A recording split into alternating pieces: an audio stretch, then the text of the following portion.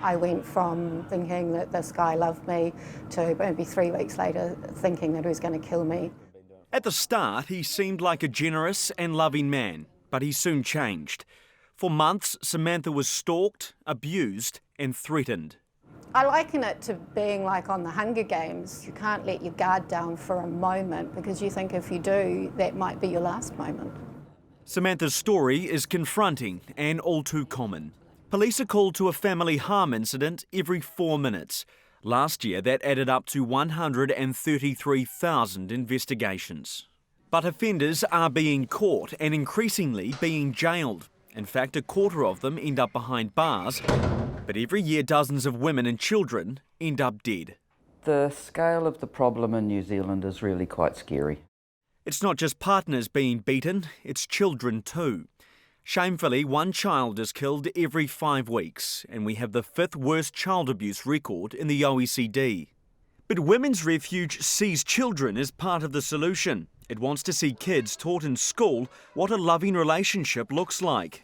I'm talking about teaching our little people, our small people, and I'm talking primary school age here, how to be together.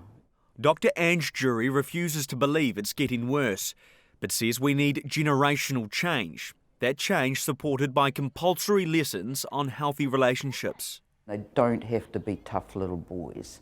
They don't have to be subservient, submissive little girls. Police too are on the family violence front line and are investing in innovative solutions. Olivia Malloy is part of the specialist hub set up specifically to deal with family violence. You would never believe the amount of stuff that goes on. You wouldn't wish it upon yourself, you wouldn't wish it upon your family, and you wouldn't wish it upon your worst enemy. Today we're on duty with Olivia.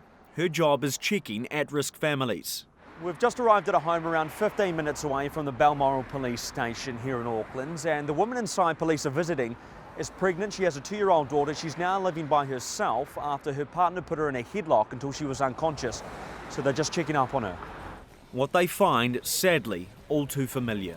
The second thing we see through the window is our offender, who's not meant to be at the address and not meant to be with the victim, smoking out of his bong. Although the offender was not meant to be at the address due to having active charges, the officers make a judgment call not to arrest. The victim had wanted the man to see their child, and police deem the situation low risk. They believe arresting him could destroy the victim's trust in police.